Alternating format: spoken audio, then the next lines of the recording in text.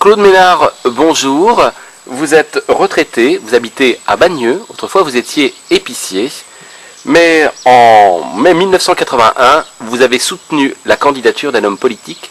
Quel était cet homme? Alors j'ai soutenu la candidature d'abord Michel Rocard, qui s'est présenté contre François Mitterrand pour les primaires, et ensuite c'est François Mitterrand qui l'a emporté, et j'ai soutenu à 100% François Mitterrand. De quelle manière l'avez-vous soutenu? Comment vous êtes-vous impliqué? Car je crois que vous êtes militant. Oui, j'étais adhérent depuis 1974 au Parti Socialiste, et je l'ai soutenu en collant des affiches un peu partout, en distribuant des tracts dans les quartiers où j'habitais. À ce moment-là, j'habitais à la Croix-Verte. Et ça se passait toujours bien, la distribution de tracts, ou parfois il y avait des... Distribution de tracts, oui, mais les collages d'affiches, il y avait quelquefois des rencontres qui étaient un peu... Bousculés? Bousculées, oui.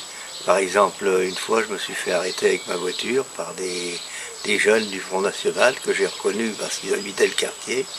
Ça s'est bien passé parce que... Vous les connaissiez? Je les connaissais, mais c'était un peu chaud. Donc vous avez soutenu la candidature de François Mitterrand, vous êtes impliqué personnellement. Après tout ce temps, est-ce que l'homme politique ou l'homme tout court vous a déçu? Non, je pense qu'il a apporté des choses pour lesquelles on travaillait. Par exemple, la retraite à 60 ans, les améliorations sociales, et même, si je peux dire, la 4e semaine de congé payé, et ainsi de suite, quoi. Est-ce que vous l'avez rencontré? Oui. À quelle occasion? C'était en 1974, je l'ai rencontré à Angers, et on l'a rencontré, il est revenu à Angers en 80, et on l'a rencontré au siège du Parti Socialiste. Vous l'avez interpellé? Vous avez pu lui parler? Non, parce qu'on était trop nombreux. Mais enfin, on l'a approché, quoi. Vous auriez aimé lui dire quelque chose? Pas spécialement, mais enfin, j'aurais aimé le parler avec lui, quoi. Juste pour plaisir. Voilà. Après tout ce temps, est-ce que vous trouvez qu'aujourd'hui, bon, nous avons une politique de droite, est-ce que pour vous c'est une catastrophe cette politique de droite, ou comment vous vous positionnez par rapport à la nouvelle politique?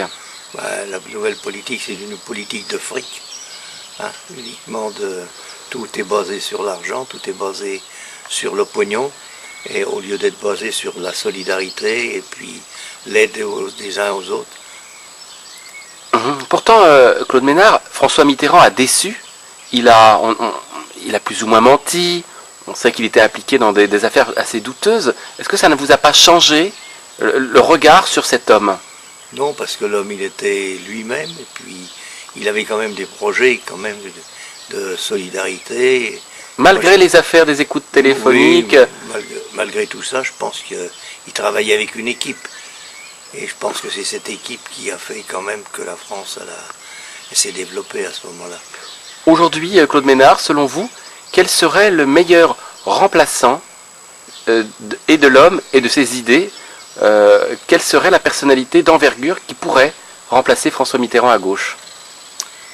C'est difficile à exprimer parce qu'il y a tellement de candidats. On verra ça aux primaires et on votera suivant les propositions des candidats. Vous voulez pas me répondre? Non. Et vous avez le droit. Claude Ménard, au nom des internautes de Saumur Kiosque, merci à vous.